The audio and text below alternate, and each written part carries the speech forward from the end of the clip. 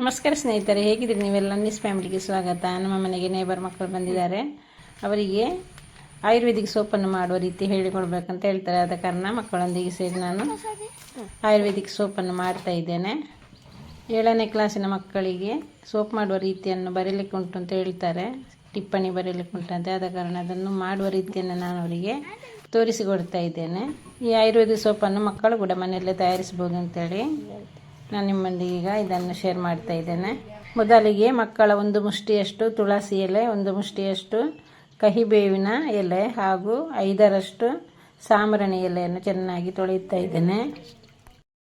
ಅಲೋವೆರಾವನ್ನು ಕೂಡ ಒಂದು ಸೈಡಲ್ಲಿ ಕಟ್ ಮಾಡಿ ನೋಡಿ, ಈ ರೀತಿ ನಾನು ಇಟ್ಟಿದ್ದೇನೆ. ಅದನ್ನೆಲ್ಲ ಮೈನೆಲ್ಲ ಹೋಗಬೇಕು. ಮೈನ ಇದ್ದರೆ ಸ್ವಲ್ಪ ತುರಿಕೆ ಇರ್ತದೆ, ಆದ ಕಾರಣ ಈ ರೀತಿ ಮಾಡಿಟ್ರೆ ಯಾವ ಥರದ ತುರಿಕೆ ಕೂಡ ಅಲರ್ಜಿ ಏನಿರುವುದಿಲ್ಲ. 10 ನಿಮಿಷಗಳ ಕಾಲ ಅದೇ ರೀತಿ ಇಟ್ಟು ನಂತರ ಇದನ್ನು 2 ಸಲ ನಾನು ತೊಳಿತಾ ಇದ್ದೇನೆ. ನಂತರ ತುಳಸಿ ಎಲೆ ಹಾಗೂ ಸಾಂಬ್ರಾಣಿ ಹಾಗೂ ಕಹಿಬೇವಿನ ಎಲೆಯನ್ನು ತೊಳೆದು ಅದರ ನೀರಿನ ಪಸೆ ಹಾರಲಿಕ್ಕೆ ಈ ರೀತಿ ಇಡ್ತಾ ಇದ್ದೇನೆ. ಅಲೋವೆರಾವನ್ನು ಅದರ ಸೈಡಿನ ಮುಳ್ಳನ್ನು ಈ ರೀತಿ ತೆಗಿಬೇಕು. 2 ಸೈಡಿಂದಲೂ ಮುಳ್ಳನ್ನು ತೆಗೆದರೆ ಒಳ್ಳೆಯದು. ಕಡಿಯುವಾಗ ನೈಸಾಗಿ ಕಡಿಲಿಕ್ಕೆ ಸ್ವಲ್ಪ ಕಷ್ಟ ಆಗ್ತದೆ, ಆದ ಕಾರಣ ಅದರ ಮುಳ್ಳನ್ನು ತೆಗೆದರೆ ನೈಸಾಗಿ ಕಡಿಲಿಕ್ಕೆ ಸುಲಭ ಆಗುವುದು.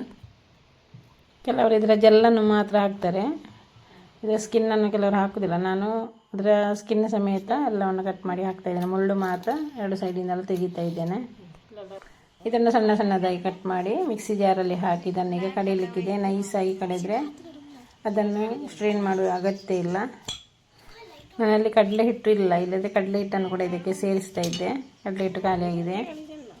ಅಲೋವೆರಾ, ತುಳಸಿ, ಸಾಂಬ್ರಾಣಿ ಹಾಗೂ ಕಹಿಬೇವಿನ ಎಲೆಯನ್ನು ನೈಸಾಗಿ ರೀತಿ ಸ್ವಲ್ಪ ನೀರನ್ನು ಸೇರಿಸದೆ ಕಡೆಯುವುದು. ಇದಕ್ಕೆ 1 ಚಮಚದಷ್ಟು ಅರಶಿನ ಪೌಡ್ರನ್ನು ಕೂಡ ಸೇರಿಸಿದ್ದೇನೆ. ಸೋಪ್ ಬೇಸ್ ಆನ್ಲೈನಲ್ಲಿ ಆರ್ಡರ್ ಮಾಡಿದ್ದೆ. ಇದರಿಂದ ಸೋಪನ್ನು ತಯಾರಿಸುವುದು. ಇದರಿಂದ ಒಂದು ಸಣ್ಣ ತುಂಡನ್ನು ತೆಗೆದು ನಾನು ಮಾಡ್ತಾ ಇದ್ದೇನೆ. ಅಂತೂ 1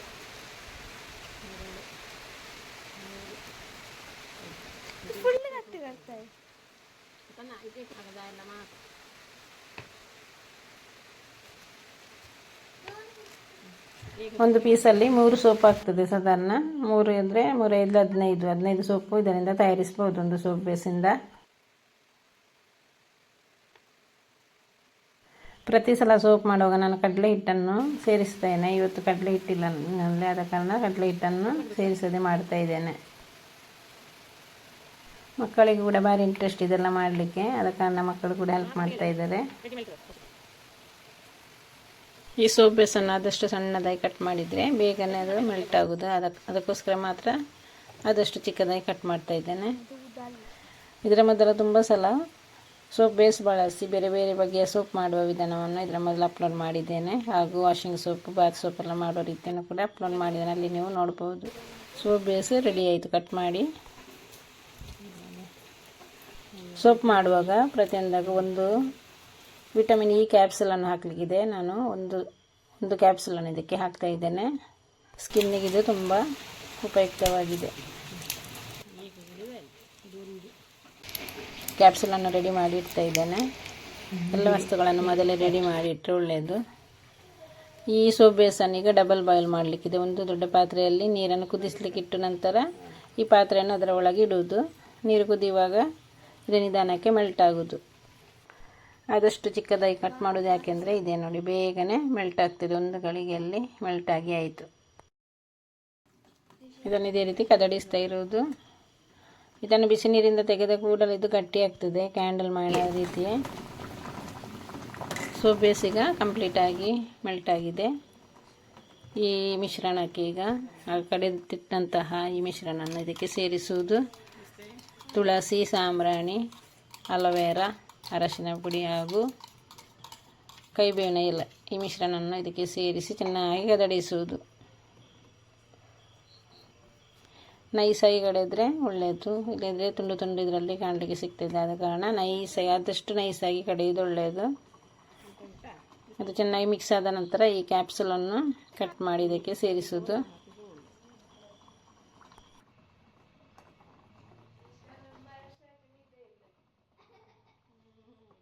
ಇದನ್ನು ಚೆನ್ನಾಗಿ ಕೈ ಬಿಡದೆ ಇದೇ ರೀತಿ ಮಿಕ್ಸ್ ಮಾಡೋದು. ಈಗ ರೆಡಿ ಮಾಡಿಟ್ಟಂಥ ಈ ಮೌಲ್ಡ್ ಇದನ್ನು ಒಯ್ಯುವುದು. ಇದರಲ್ಲಿ 3 ಸೋಪ್ ಆಗಿದೆ.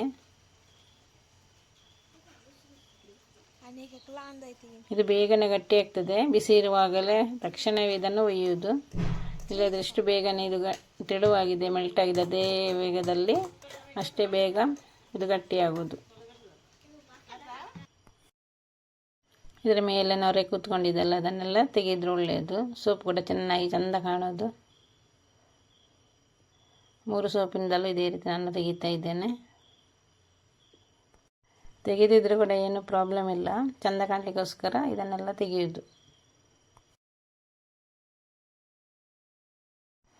ಈ ಸೋಪನ್ನು, ಈ ಆಯುರ್ವೇದಿಕ್ ಸೋಪನ್ನು ಯಾವ ಮಕ್ಕಳಿಗೆ ಕೂಡ ಇದನ್ನು ಮನೆಯಲ್ಲೇ ತಯಾರಿಸಬಹುದು. ಈ ಸೋಪ್ ಬೇಸನ್ನು ಮೆಲ್ಟ್ ಮಾಡಲಿಕ್ಕೆ ಮಾತ್ರ ಸ್ವಲ್ಪ ಕೆಲಸ ಇರುವುದು. ಸೋಪು ಇದಾಗುವಾಗ ನೋಡಿ ಎಷ್ಟು ಗಟ್ಟಿಯಾಗಿ ಇತ್ತು, ಅಷ್ಟು ಬೇಗನೆ ಇದು ಗಟ್ಟಿ ಆಗ್ತದೆ. ವಾಪಸ್ ಬಿಸಿ ನೀರಲ್ಲಿ ಇಡಿಯುವಾಗ ವಾಪಸ್ ಮೆಲ್ಟ್ ಆಗ್ತದೆ. ಸೋಪ್ 1 ಗಂಟೆಯಲ್ಲಿ ಅದು ಸೆಟ್ ಆಗ್ತದೆ. ನಾವು ಈಗ ಸ್ವಲ್ಪ ವೆಜ್ ಮೊಮೋಸನ್ನು ಮಾಡ್ತಾ ಇದ್ದೇವೆ. ಮಕ್ಕಳಿದ್ದಾರಲ್ಲ ಆದ ಕಾರಣ ವೆಜ್ ಮೊಮೋಸನ್ನು ಮಾಡ್ತಾ ಇದ್ದೇವೆ. ಈ ಚಾಪರಲ್ಲಿ ಮಾಡಲಿಕ್ಕೆ ಸುಲಭ. ಮಕ್ಕಳು ಭಾರಿ ಇಂಟ್ರೆಸ್ಟಲ್ಲಿ ಇದನ್ನು ಕಟ್ ಮಾಡ್ತಾ ಇದ್ದಾರೆ. 1 ಗಳಿಗೆಯಲ್ಲಿ ನಮ್ಮ ಕೆಲಸ ಕೂಡ ಸುಲಭ ಆಗ್ತದೆ ಈ ಚಾಪರ್ ಇದ್ದರೆ. 1 ಗಂಟೆಯಲ್ಲಿ ಆಗುವ ಕೆಲಸ 10 ನಿಮಿಷದಲ್ಲಿ ಈ ಚಾಪರಲ್ಲಿ ಆಗ್ತದೆ. ಅಷ್ಟೊಂದು ಸುಲಭ ಆಗ್ತದೆ ನಮಗೆ. ಮಕ್ಕಳಿಗೆ ಕೂಡ ಭಾರಿ ಇಂಟ್ರೆಸ್ಟ್ ಇದರಲ್ಲಿ ಕೆಲಸ ಮಾಡಲಿಕ್ಕೆ. ಕ್ಯಾರೆಟ್, ಕ್ಯಾಬೇಜ್ ಹಾಗೂ ಕ್ಯಾಪ್ಸಿಕಮ್, ಈರುಳ್ಳಿ ಎಲ್ಲವನ್ನು ಕಟ್ ಮಾಡಿ ಈಗ ಇದನ್ನು ಎಣ್ಣೆಯಲ್ಲಿ ಫ್ರೈ ಮಾಡುವುದು. ಈ ಮೊಮೋಸ್ ತಿನ್ನಲು ತುಂಬ ಟೇಸ್ಟ್ ಆಗಿದೆ. ಮಕ್ಕಳಿಗೆ ಕೂಡ ಭಾರಿ ಖುಷಿ ಇದೆ. ಇದನ್ನು ಮಾಡುವ ರೀತಿಯನ್ನು ಮುಂದಿನ ದಿನಗಳಲ್ಲಿ ನಾನು ವಿಡಿಯೋನ ಶೇರ್ ಮಾಡ್ತೇನೆ. ಈ ಮೊಮೋಸ್ಗೆ ಒಂದು ಒಳ್ಳೆ ಕಾಂಬಿನೇಷನ್ ಅಂದರೆ ಟೊಮೆಟೊ ಚಟ್ನಿ. ಇದನ್ನು ಮೊದಲು ಬೇಯಿಸಲಿಕ್ಕಿದೆ.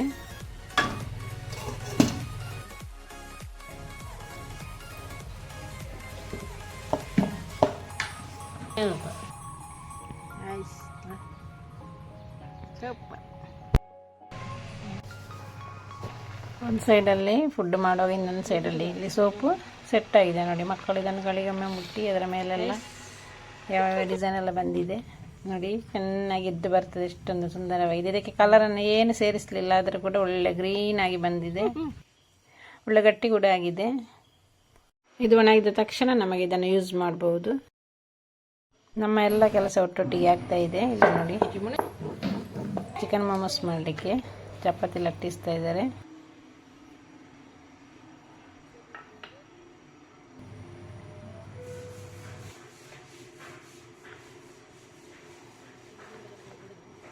ಯಾವ ರೀತಿ ಮಾಡೋದು ಅಂತೇಳಿ ನೋಡಿ.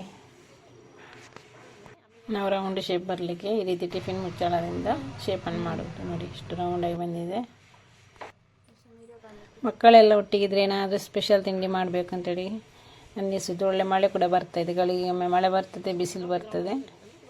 ಆದ ಕಾರಣ ಇವತ್ತು ನಾವು ಈ ಸ್ಪೆಷಲನ್ನು ಮಾಡ್ತಾಯಿದ್ದೇವೆ. ಮಕ್ಕಳಿಗೂ ಕೂಡ ತುಂಬ ಇಷ್ಟ ಅಂತ ಆದ ಕಾರಣ ಮಾಡ್ತಾಯಿದ್ದೇವೆ.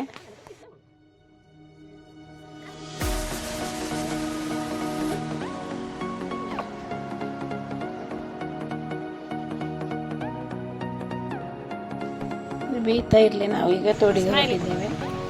ತೋಡಲ್ಲಿ ಒಳ್ಳೆ ನೀರಿದೆ. ಈಗ ಸ್ವಲ್ಪ ಕಡಿಮೆ ಆಗಿದೆ, ಅದು ಕೂಡ ನಮಗೆ ಸಾಕು.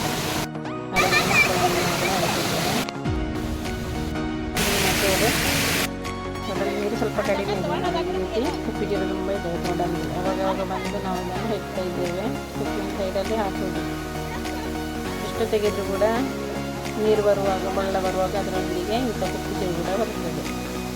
ಇವತ್ತಿನ ದಿನವನ್ನು ಮಕ್ಕಳೊಂದಿಗೆ ಖುಷಿಯಿಂದ ಎಂಜಾಯ್ ಮಾಡಿದ. ನಮ್ಮ ತೋಟದಲ್ಲಿ ಎಷ್ಟು ನೀರಿದೆ ತೋಡು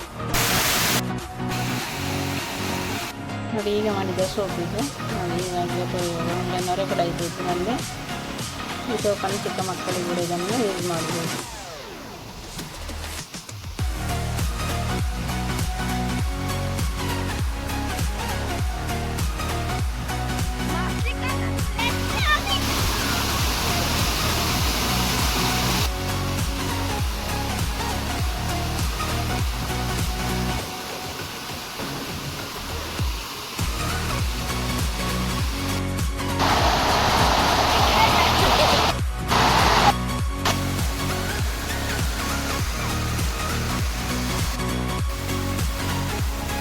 ಮೀನು ಹಿಡಿಲಿಕ್ಕೆ ಅಂತೇಳಿ ತಂದ ಬುಟ್ಟಿ ನೀರಲ್ಲಿ ತೆಗೆದು ಹೋಗಿ ಅಂದರೆ ಸಿಕ್ಕಿಯಾಗಿ ಕಷ್ಟಪಟ್ಟು ನಾನು ಅದನ್ನು ತೆಗೆದೆ.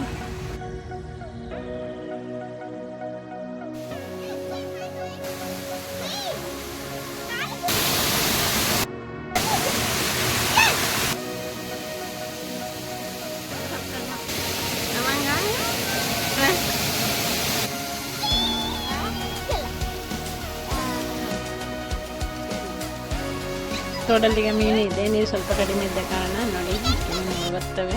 ಕೆಲವು ಮೀನನ್ನು ನಾವು ತೆಗೆದುಕೊಂಡು ಬಂದು ಕೆಲವೊಂದು ಬಾವಿಯಲ್ಲಿ ಹಾಕಿದ್ದೇವೆ, ಕೆಲವೊಂದು ಟಬ್ಬಲ್ಲಿ ಹಾಕಬೇಕಂದ್ರೆ ತೊಗೊಂಡು ಬಂದಿದ್ದೇವೆ. ಸುಲಭವಾಗಿ ಮೀನನ್ನು ಹಿಡಿದಿದ್ದೇವೆ ನಾವು. ಕೆಲವು ವಾಪಸ್ಸು ಬಕೆಟಿಂದ ಹಾರಿ ಹೋಗಿದ್ದೆ, ವಾಪಸ್ ನೀರಿಗೆ ಹೋಗಿ ನಾವು ನೋಡೋದು ಬಕೆಟಲ್ಲಿ ಬರೀ 5 ಮೀನುಗಳು ಮಾತ್ರ ಇದ್ದೆಲ್ಲ ಹೋಗಿದೆ.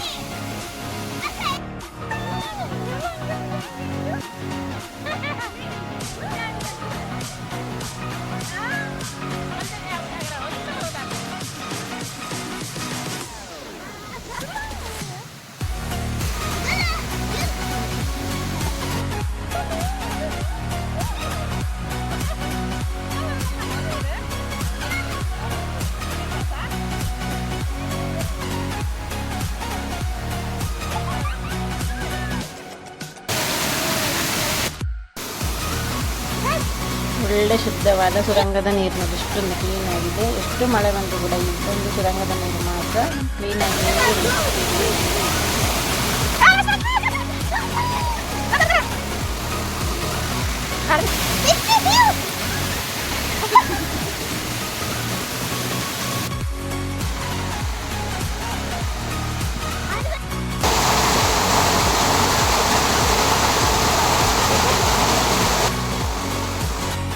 ಬ್ರಿಟಿಷನಲ್ಲಿ ಸೋಪ್ ಆಗ್ತಾ ಇದ್ದಾರೆ. ಇದನ್ನು ಮಕ್ಕಳು ಕೂಡ ಧೈರ್ಯವಾಗಿ ಯೂಸ್ ಮಾಡ್ಬೋದು. ತುಂಬ ಎಂಜಾಯ್ ಮಾಡಿದ್ವಿ ತೋಡಲ್ಲಿ. 11 ಗಂಟೆ ಹೊತ್ತಿಗಾಗ ತೋಡಲ್ಲಿ ಇದ್ದೆವು. ಈಗ ಸಿಕ್ಕಿದ ಮೀನು ಅಂತ ನಾವು ಮನೆಗೆ ವಾಪಸ್ಸಾದೆವು. ಮನೆಯಲ್ಲಿ ಜಿನಿಷ ನೋಡಿ ರೆಡಿ ಮಾಡಿಟ್ಟಿದ್ದಾಳೆ ಮೊಮೋಸದನ್ನು. ಟೇಸ್ಟ್ ನೋಡಿದ್ವಿ, ತುಂಬ ರುಚಿಯಾಗಿತ್ತು. ನೀರಲ್ಲಿ ಆಟ ಆಡಿದರೆ ಹಸಿವು ಕೂಡ ಜಾಸ್ತಿ, ತುಂಬ ಹಸಿವಾಗಿತ್ತು ನಮಗೆ. ನೋಡಿ ರೆಡಿಯಾಗಿದೆ. ಇದೇ ವೆಜ್ ಮೊಮೋಸ್ ಹಾಗೂ ಟೊಮೆಟೊ ಚಟ್ನಿ. ಸಿಕ್ಕಿದ 2 ಮೀನನ್ನು ಮಾತ್ರ ನಾನು ಟಬ್ಬಲ್ಲಿ ಹಾಕ್ತಾಯಿದ್ದೆ. ಇದರಲ್ಲಿ ಗಪ್ಪಿ ಮೀನಿದೆ, ಆದ ಕಾರಣ ಇದರಲ್ಲಿ ಹಾಕ್ತಾಯಿದ್ದೇನೆ. 3 ಮೀನನ್ನು ಈ ಮಕ್ಕಳು ಮನೆಗೆ ಕೊಂಡೋದ್ರು. ಅವರು ಕೊಂಡೋಗಿ ಬಾವಿಯಲ್ಲಿ ಹಾಕ್ತಾರಂತೆ. ಮಕ್ಕಳಿಗೆ ಮೀನು ಹಿಡಿಯೋದಂದರೆ ತುಂಬ ಇಷ್ಟ ಅಲ್ವಾ. ನಾವು ಇದರಲ್ಲಿ ಹಾಕಿದ್ದೇವೆ. ಈ ಮೀನುಗಳಿಗೆ ಫುಡ್ಡನ್ನು ಹಾಕ್ತಾಯಿದ್ದಾರೆ ನೋಡಿ. ನಾನು ಮೊದಲು ಹಾಕ್ತೇನೆ ಅಂತೇಳಿ ಜಗಳ ಮಾಡಿ ಹಾಕ್ತಾಯಿದ್ದಾರೆ. ಇಲ್ಲಿ ನೋಡಿ ಹೂ ಆಗಿದೆ. ಈಗ ಮೊನ್ನೆ ಒಂದು ನಾನು ಕೊಯ್ದಿದ್ದೇನೆ, 2 ಆಗಿದೆ. ಮಕ್ಕಳಿಗೆ ಭಾರಿ ಖುಷಿ ಹೂವನ್ನು ನೋಡಿ.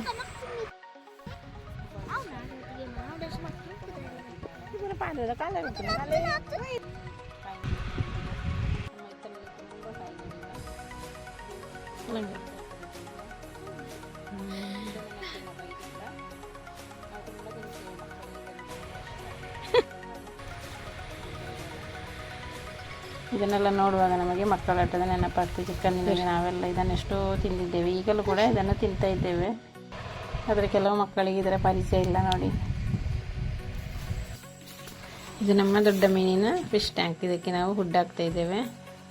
ಈಗ ಮಕ್ಕಳು ಹಾಕ್ತಾರೆ ಅಂತೇಳಿ ಹೇಳ್ತಾರೆ, ಅದಕ್ಕೋಸ್ಕರ ಈಗ ಈ ಟೈಮಲ್ಲಿ ನಾವು ಹಾಕ್ತಾ ಇದ್ದೇವೆ.